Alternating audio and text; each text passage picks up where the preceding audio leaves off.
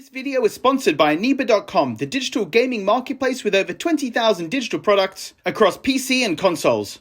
Anbernic.com has great deals on new and old titles, and it has an excellent Trustpilot score, so you can rest assured your gaming will continue without a hitch. Anbernic.com believes that customers shouldn't worry if their code doesn't work. They offer 24/7 live support to clear any concerns you may have. Use the code OLDGAMING for a further discount. Now onto the video. So I've become a bit of a fan of Anbernic's retro handhelds. They're great, cheap little devices that you can play lots of different games on from previous systems. First I got the RG350, which played all systems up to PlayStation 1, and then I got the RG351P, which also played Dreamcast, PSP and Nintendo DS games. Now the emulation for the 351P is a bit hit or miss for these newer systems, but it's still a really good device, comfortable to hold, and it's really good at playing games from PS1 or 16-bit or 8-bit games. I was contacted by Banggood and asked if I wanted to review the RG351V, and I said sure.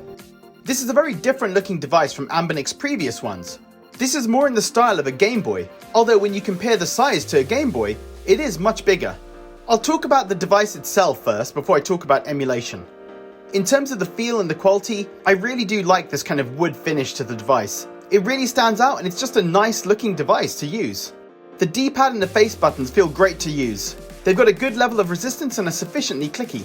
You've got the R1, L1, R2, L2 at the back, and it's quite nicely placed where you do fit your fingers quite snugly as you're holding the device, and it actually makes it easier to hold the device by having those buttons there.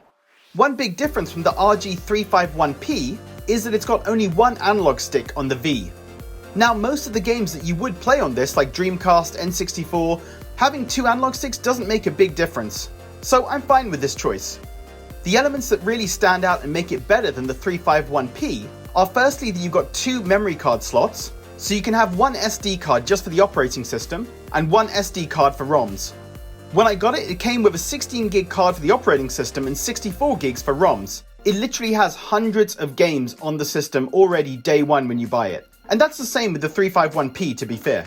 It's got pretty much every game in the NES and SNES catalogue, and then a decent number of PlayStation 1, PSP, Game Boy Advance games from all the systems that are available to use on the device.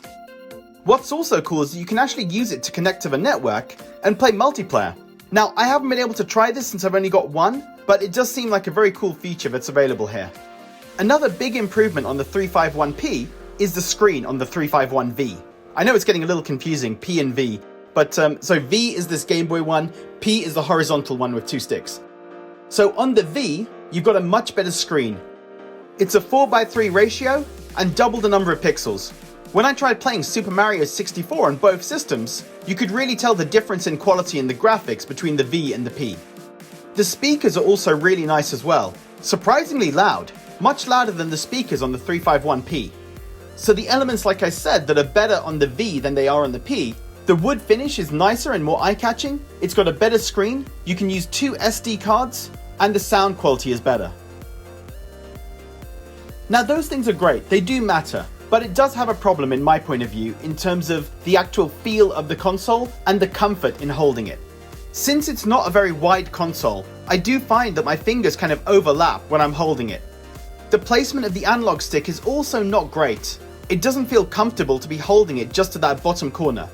Personally, I find the 351P much more comfortable to hold. So if you're looking for a retro emulation device, I think you'd need to choose between having a good quality screen and having that extra SD card so you can hold more games on it versus the comfort from holding it. Now personally, I would say the 351P is a better device because if you're playing it long term, I'd want comfort more than I would want the sound in the screen. That's personal preference, of course, because I know graphics are really important, and it's a big downgrade in terms of graphics when you look at the P versus the V. Now, I already did a review for the 351P on my channel, which I'll link on this video. In terms of the emulation for the 351V, it is the same. It's the same internals, but what you do get for the V is a better battery life. It's got a bigger battery and so lasts like an extra 1 or 2 hours compared to the P, which is good, that is important as well. In terms of the emulation, if you're playing an 8-bit game, 16-bit game, PlayStation 1 game, the device is perfect. I'm not somebody that can tell the difference between 50 frames per second and 60 frames per second, but for me, running those games, it runs really, really well. When it comes to N64, PSP, Nintendo DS, and Dreamcast games, that is a bit more hit and miss. Some games can run well, but some games are not running well at all.